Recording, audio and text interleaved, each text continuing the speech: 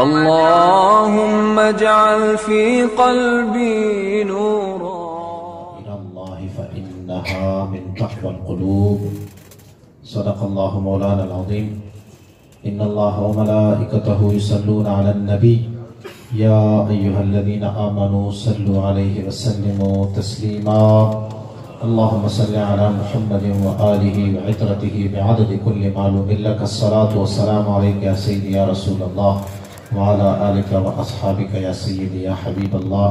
وصل وسلم كذلك على جميع الأنبياء والمرسلين وعلى جميع عباد الله الصالحين وعلى أهل طاعته أجمعين. نہایت محترم و محتشم میرے عزیز دوستو ساتھیوں،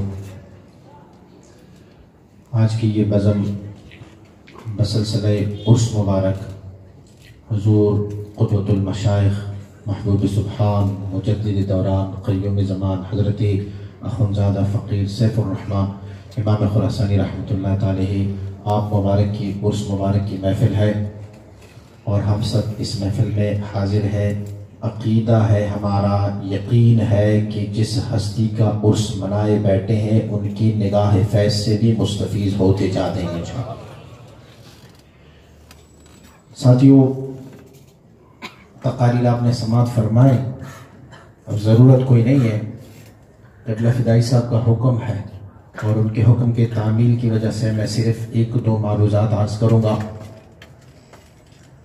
اللہ کی کچھ نشانیاں ہوتی ہیں، اللہ کی کچھ علائم ہوتے ہیں جسے شعائر اللہ کہا جاتا ہے، اور ان شعائر اللہ کی عزت و تعظیم و تکریم رب نے ہم سب پر لازم فرمایا ہوا ہے۔ ان شعائر اللہ کی تعظیم اور توقیر گویا فی الحقیقت جن کی شعائر ہے اور جن کی طرف ان کی نسبت ہے، دراصل انہی کی تعظیم اور توقیر ہے۔ گویا بالفاظ دیگر اگر اللہ کی شعائر اور علائم کی آپ نے عزت و توقیر کی تو گویا آپ نے رب کی عزت و توقیر کی ہے۔ ہم مسجدوں میں جاتے ہیں، مسجدوں کو بناتے ہیں، مسجدوں میں زینت وغیرہ کرتے ہیں، اور وجہ اس کی یہ بتاتے ہیں کہ کہتے ہیں یہ اللہ کا گھر ہے۔ فی الحقیقت اللہ کے لیے کوئی مکان نہیں ہے، اللہ کے لیے کوئی مقام نہیں ہے، لیکن ہم یہ کہتے ہیں کہ یہ اللہ کا گھر ہے۔ تو اللہ کی گھر کی تعظیم اور تکریم اور توقیر کرتے ہیں۔ وجہ یہ ہے کہ اگر ہم نے ان شعائر اللہ اس مسجد کی تعظیم کی تو فی الحقیقت اس مسجد کی نسبت جس ذات سے ہے، اس مکان کی نسبت جس ذات کی طرف ہے، اصل میں تعظیم اور توقیر اس ذات کی ہو جائے گی۔ آپ لوگوں نے مشاہدہ کیا ہوگا جب ہم عمرہ یا حج پر جاتے ہیں تو وہاں پر ہم صفا اور مروہ کے درمیان دوڑتے ہیں، اور رب کائنات نے اس صفا اور مروہ کو بھی اپنی شعائر میں سے بنایا ہے۔ رب کائنات نے فرمایا ان الصفا والمروہ من شعائر اللہ، یہ جو صفا اور مروہ ہے یہ شعائر اللہ میں سے ہے۔ صفا اور مروہ میں آج کل کیا ہے، نیچے آہاں پر ٹائل لگے ہوئے ہیں، ایسی ہے زینت و تعظیم کرتے ہیں۔ وہاں پر ہم جاتے ہیں تو وہاں دوڑتے ہیں میلین اخضرین کے درمیان۔ کیوں؟ اللہ کی ایک بندی نے وہاں پر ایک ادا کی تھی، ایک ناز، اللہ کی ایک بندی نے وہاں پر ایک فعل کیا تھا، اور اس فعل کو رب نے پسند فرمایا، رب نے ساری امت پر لازم فرمایا ہے۔ فلہذا یہ جو اللہ کے محبوب ہوتے ہیں، اولیاء اللہ ہوتے ہیں، یہ بھی شعائر اللہ ہے، اللہ کی علامات ہے، اللہ کی نشانیاں ہیں زمین پر کہ رب کو کسی نے دیکھا نہیں، اللہ کو کسی نے دیکھا نہیں ہے، لیکن رب تک پہنچنے کے ذریعے رب نے ہمیں عطا فرمائے۔ رب اپنے کچھ خاص بندوں کو منتخب فرما دیتا ہے، اور انہی شعائر کو ہم دیکھتے ہیں تو رب تک پہنچ جاتے ہیں۔ اور مشائخ نے کیا ہی خوبصورت مثال بیان فرمائی ہے۔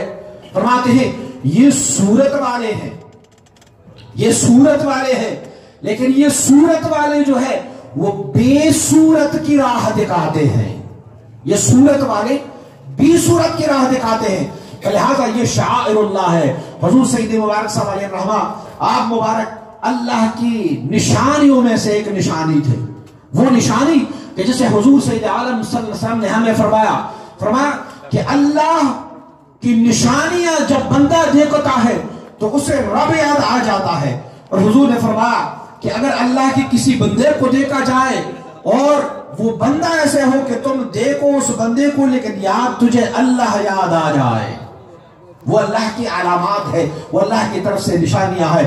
حضور مبارک صاحب علیہ الرحمہ کی آپ نے تعریف اور توصیف سنی. حضور کی بارگاہ میں ایک مجذوب شخص تھے، جذب اور کیف میں ہوتے تھے. تو وہ جب جذب میں آتے تھے، کیف میں آتے تھے، وہ پہلے اپنے گریبان کو پھاڑ دیتا، پھر اس کے بعد وہ ایک گول چکر میں وہ گھومتے رہتے تھے. تو اتنے ایک ہاتھ کو لمبا کر کے وہ گھومتے تھے اور اتنی شدت اور تیزی کے ساتھ گھومتے ہوتے تھے کہ کبھی کبھار ان کی انگلیوں سے خون نکلتا ہوتا تھا زیادہ شدت سے گھومنے کی وجہ سے. تو میں جب اس منظر کو یاد کرتا ہوں تو مجھے ایک منظر اور بھی یاد آ جاتی ہے کہ سیدنا یوسف علیہ نبی علیہ السلام کو جب مصر کے ان خواتین پر جب زلیخا نے کہا کہ اخرج علیہن، باہر نکل آئے، اور جب یوسف علیہ نبی علیہ السلام باہر تشریف لائے تو ان خواتین نے مبہوت ہو کہ اللہ کی ایک شعائر، اللہ کی ایک نشانی کو دیکھا. اور اللہ کی نشانی کو دیکھتے ہوئے اسے یہ سمجھ نہیں آئی کہ یہ جو چھریاں ہمارے ہاتھ میں ہے یہ ہمارے ہاتھ کاٹ رہے ہیں یا پھل کاٹ رہے ہیں. انہوں نے اپنے ہاتھ کاٹ دیے.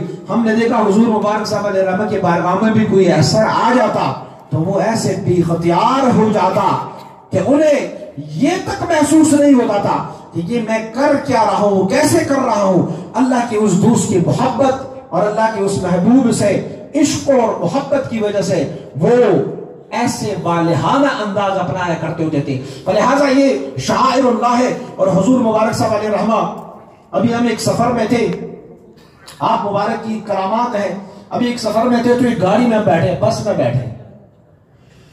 تو جب بس میں بیٹھے تو بس سے اترنے لگے تھے تو بس والے نے ہمیں اس ماحول میں، اس علاقے میں ہمیں آواز دی کہ حضور، مائک پر آواز دی کہ حضور آپ 2 منٹ کے لیے بیٹھ جائیں.